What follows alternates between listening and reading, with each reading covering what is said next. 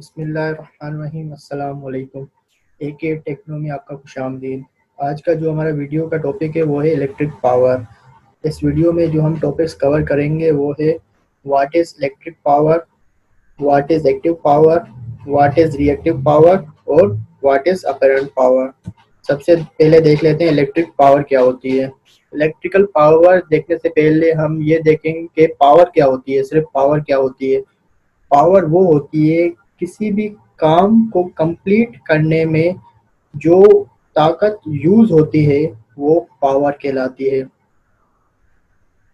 यानी कि किसी भी काम को हम जब कंप्लीट करते हैं उसमें जो एनर्जी, जो ताकत यूटिलाइज होती है वो पावर कहलाती है।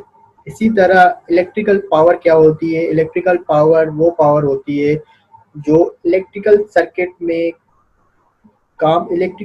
में जो किसी भी चीज़ को चलाने में यानी काम करने में जो पावर यूटिलाइज होती है वो इलेक्ट्रिकल पावर कहलाती है। इसकी डेफिनेशन देख लेते हैं। The rate at which the work is being done in an electrical circuit is called an electric power. यानी किसी भी इलेक्ट्रिकल सर्किट में वर्क डन जब होता है उसको जिसके ज़रिए होता है उसको इलेक्ट्रिकल पावर कहा जाता है। इसका जो एसआई यूनिट है वो है वाट। नेक्स्ट जो हमारा टॉपिक है वो है एक्टिव पावर। एक्टिव पावर की डेफिनेशन देख लेते हैं पहले।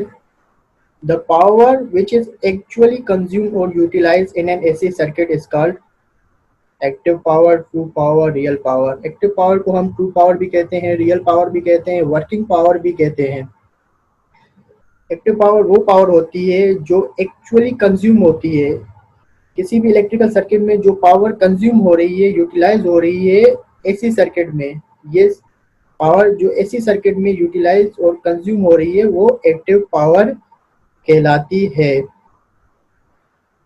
यानी कि अगर हमारा रेजिस्टिव लोड है उसमें सारी की सारी पावर कंज्यूम हो जाती है। रेजिस्टिव लोड जो हमारे जिस तरह बल्ब आता है हमारा जो पुराना वाला येलो कलर वाला, वो प्योर रेजिस्टिव लोड है।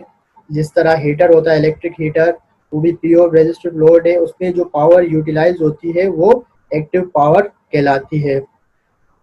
इसको हम मेजर करते हैं किलोवाट, मेगावाट, गीगावाट में, अकॉर्डिंग टू लोड कि कितना मैक्सिमम लोड है हमारा, किलो तक जाता है, मेगा तक जाता है, कहाँ तक जाता है। इसके जो फार्मूलाज है, अगर ये डीसी में है, डीसी में हम सिर्फ P is equal to V into I, ये इसका फार्मूला है डीसी में। क्योंकि हम कोस फाई एंगल नहीं लेते, क्योंकि डीसी में जो वोल्टेज और करंट का जो एंगल होता है वो होता है 0 डिग्री और कोस 0 1 के बराबर होता है। इस वजह से हम ये नहीं लेते। अगर लेते भी तो ये 1 के बराबर हो जाता और इसका फार्मूला V इंटू आई आता। इसका जो सिंगल फेज का फार्मूला है वो है T is equal to V into I cos phi. Cos phi जो है ये पावर फैक्टर है, कोस फाई पावर फैक्टर कहलाता है। फाई जो है इसमें एंगल है वोल्टेज और करंट के दरमियान का जो एंगल है वो यहाँ पे पुट होगा। इसी तरह थ्री फेज का देख लेते हैं। P is equal to under root 3 VL IL कोस फाई। अभी इसमें आप परेशान होंगे कि हमने इसमें VL और IL क्यों लिया है। इसमें इसके थ्री फेज के दो फार्मूले आते हैं। फेज वोल्टेज और फेज करंट के लिए अलग फार्मूला आता है और लाइन वोल्टेज और लाइन करंट के लिए अलग फार्मूला आता है। ये जो फार्मूला है वो है लाइन वोल्टेज और लाइन करंट के लिए।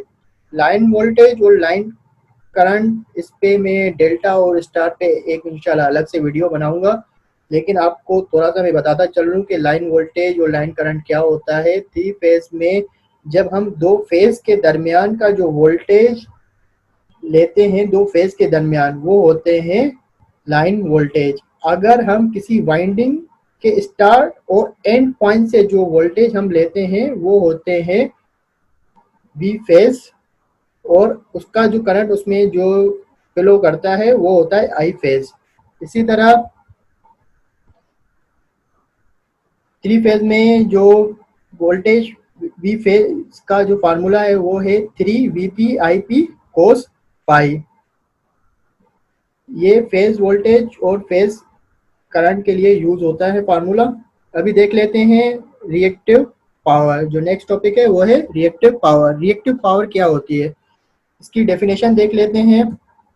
The power which flows back and fourth, that mean it moves in both the direction in the circuit or reacts upon itself is called reactive power। यानी कि वो power जो कि electrical circuit में flow होती रहे एक डायरेक्शन से दूसरी डायरेक्शन के दरमियान और ये कंज्यूम ना हो, ये पावर रिएक्टिव पावर कहलाती है। आसान वर्ड में ये देखें कि जो इंडक्शन लोड है उसमें जो मैग्नेटाइज करने के लिए जो पावर यूज होती है वो होती है रिएक्टिव पावर। जब मैग्नेट बन जाता है उसके बाद ये फिर वापस सप्लाई की तरफ पावर चली जाती है, फिर जब इसका यूज होता है फिर ये मैग्नेट बनाने के लिए ये पावर यूज होती है। यानी कि ये फ्लो होती रहती है लेकिन कंज्यूम नहीं होती। इसी वजह से इसका नुकसान होता है क्यों सप्लाई कंपनी को, क्योंकि ये रिएक्टिव पावर की बिलिंग नहीं करते, क्योंकि ये कंज्यूम नहीं होती, इस वजह से इसकी बिलिंग नहीं होती। तो ये सप्लाई कंपनी के वायर पे ये लोड देती है, इस वजह से सप्लाई कंपनी कंज्यूमर को पाबंद करती है कि वो पावर फैक्टर इम्प्रूवमेंट प्लांट लगाए।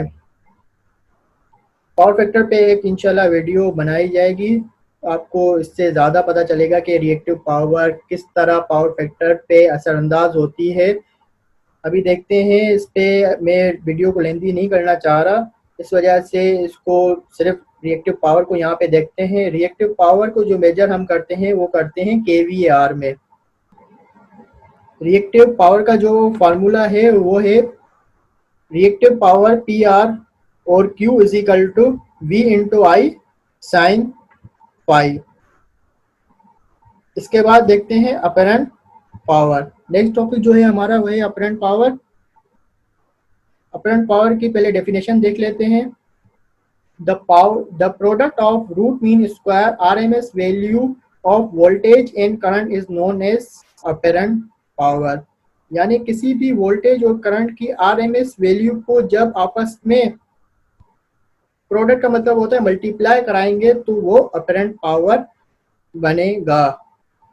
आसान वर्डों में आपको अपरेंट पावर में बताऊं, जो सप्लाई कंपनी जो हमें पावर प्रोवाइड करती है वो अपरेंट पावर ही होती है, वो एक्टिव पावर या रिएक्टिव पावर नहीं होती, वो अपरेंट पावर होती है। अपरेंट पावर मजमुआ भी है, एक्टिव और रिएक्टिव का मजमुआ है।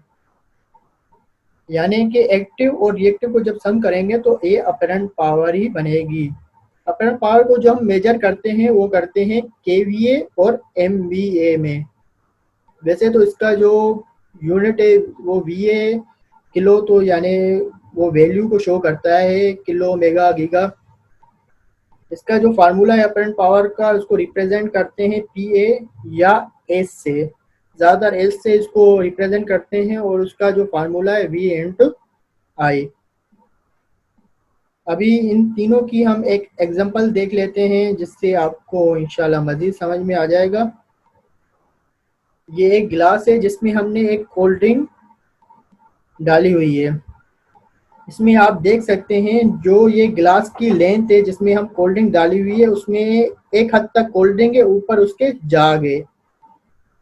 और अगर हम इस पूरे को देखेंगे तो ये अपरेंट पावर कहलाएगी। कोल्ड ड्रिंक और जाग दोनों को मिला के ये अपरेंट पावर कहलाएगी। और जहाँ तक कोल्ड ड्रिंक है वो हमारी क्या है, नज़र आने वाली चीज़ है। जाग थोड़ी देर के बाद ख़त्म हो जाएगी। वो जो नज़र आ रही है कोल्ड ड्रिंक वो हमारी एक्टिव पावर, ट्रू पावर या रियल पावर है। और ऊपर जो जाग है वो हमारी रिएक्टिव पावर है। उम्मीद है कि इस एग्जांपल से आपको ज़्यादा समझ में आ गया होगा। अगर आपको ये वीडियो पसंद आई है तो इसको लाइक करें, चैनल को सब्सक्राइब करें और अपने दोस्तों के साथ शेयर करें।